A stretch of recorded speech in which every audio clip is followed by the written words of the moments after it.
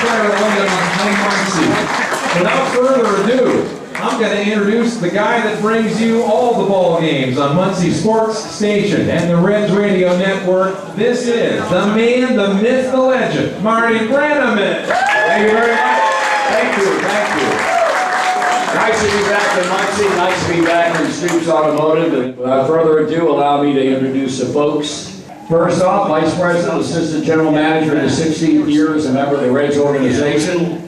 He assists Dick Williams in day-to-day operations of the Reds baseball operation on the Major League level, and he oversees the Reds professional scouting department. Please welcome Mr. Nick Kroll.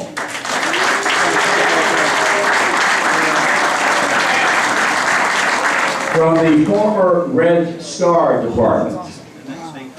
This man was a .292 career hitter in the big leagues over 13 years with the Cardinals and the Tigers and the Reds and the Washington Nationals, a two-time All-Star, a three-time rock star. We have to have him back year after year, and if you've chosen to come back, believe me, I won't equate it with having a private audience with a vote, but it's very close. He was the 4th overall pick by the Cardinals in the 1991 amateur draft. He was then traded by the Cardinals to the Cincinnati Reds in a 1-for-1 deal. How many in this room know who he was traded for? The answer is right here. It was a horrible trade for the Cardinals.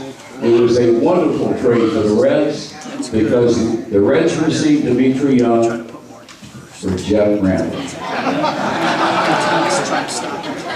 He remembered the memorable 1999 Reds team that won 99 games. I give you Dimitri Young.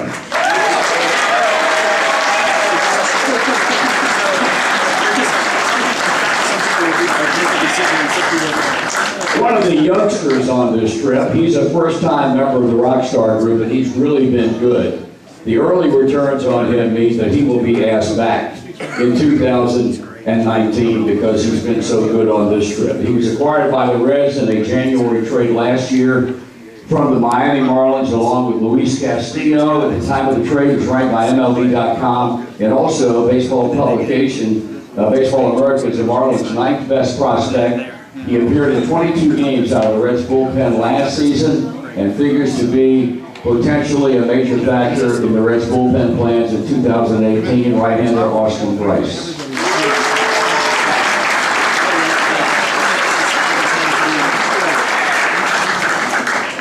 2017 marked the first full year of the big leagues for this guy, a native Iowan, and all he did was go out and hit 30 home runs in his first year. One of only 18 players in all of Major League Baseball who hit 30-plus home runs during the course of last baseball season, right fielder Scott Shelley.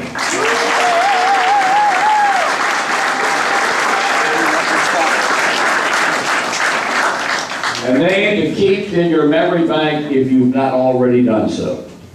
Because last year was his rookie year in professional baseball out of the state of Georgia. Had to choose between playing professional baseball and going to college at the Division I level as a top running back, broke all of Herschel Walker's high school rushing records in his high school career, just to put things in perspective, and had a heck of a year in his first year in the Midwest League with the Daytona Club. He is going to be a solid big league player in the years to come, Taylor Trammell.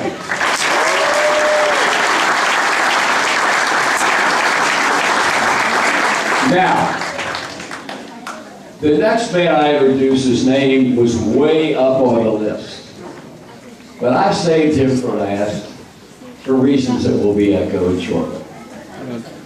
In years past, when we were blessed with having him as a part of the Reds Rockstar Group, he was on every stop.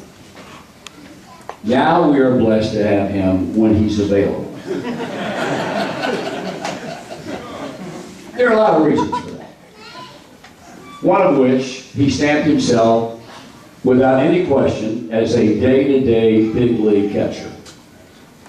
A guy who was wonderful at handling the pitching staff, a guy who proved he could hit big league pitching better than the average Joe. In previous years, he wasn't real good at that.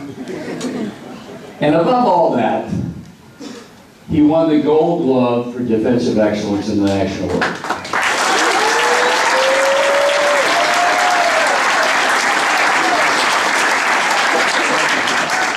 I ain't done yet. He showed up here in Muncie, and believe me, we're very pleased to have him. Because he, of course, as you well know, is from Brownsville, Indiana.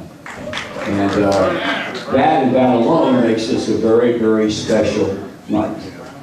Now, yes, Brownsville. People look at each other and say, where the hell is that? This is a private joke between the two of us. And as an aside about the Gold Glove, it, for the first time, instilled in me some measure of confidence among the people that vote for that award, because in recent years, nobody's deserved the Gold Glove for defensive excellence behind the plate more than he did. I mean, when you beat out Yadier Molina, who's considered to be the best catcher in baseball, and you do it rather convincingly, it was a big, big deal. How about my main man, Tucker Barnett?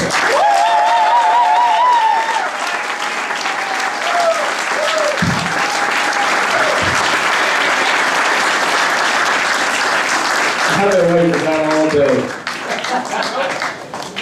All right, now we're going to open this up for questions. We are thrilled with the crowd we have here.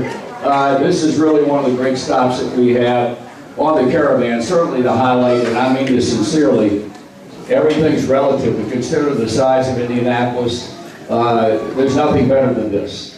And this makes us realize that we have tremendous baseball fans in this part of the country, and we appreciate our network station and the folks here at Stoops Automotive for making this all possible. So the floor is yours. We're ready to go. All right, live on 102.9 FM, 1340 AM, and WXFM.com. First questions for who and what you got to say? Okay, Tucker. This is not a question.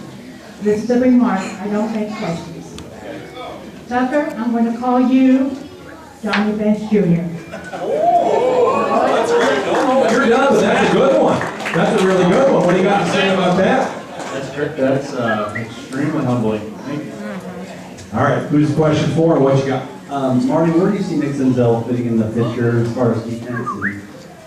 That's a very good question, because right now Nick Senzel, a young man out of the University of Tennessee, the Reds drafted a couple of years ago, and he was considered to be one of the top 2 or 3 players in college baseball the year they drafted him.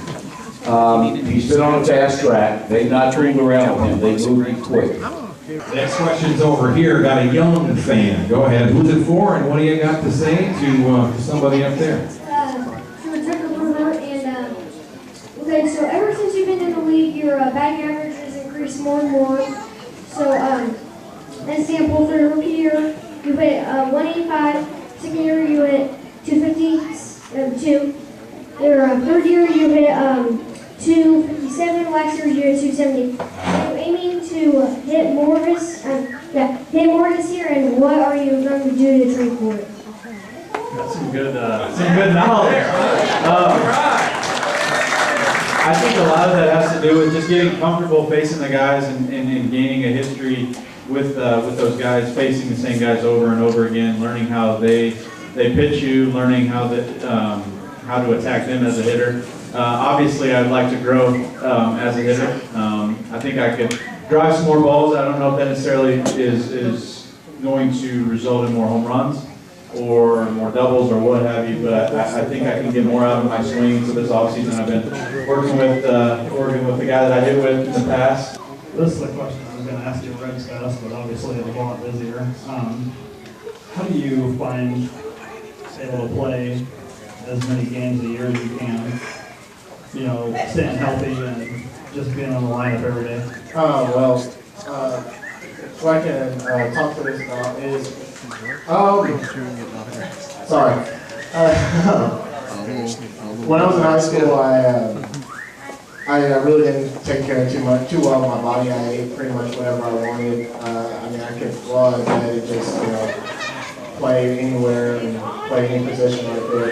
And it took a toll my first year in Billings. I found this year in Dayton, Class A Dayton, I actually learned how to stretch my body. I learned how to take care of my body. I learned what you put into your body is going to come out. And I truly feel that holds true because I felt comfortable the whole year. I stayed healthy the whole year simply because I was in the weight room. I took care of my body and the things I was eating. It helped you play on the field. Last questions for Marty, and we're going to get the autographs going. There's a lot of people here at Stoops on Muncie Sports Station. What's your question up top here, Marty? Hey Marty, real big and loud, read my shirt. Now that's the biggest mistake I ever made right there, is not getting that copyrighted because Nike and a whole bunch of other people are making a hell of a lot of money off it. Go ahead. Go ahead and read it, real loud. He wants you to say the phrase. This one belongs to the red. Well, say it for real, baby. This one belongs to the red.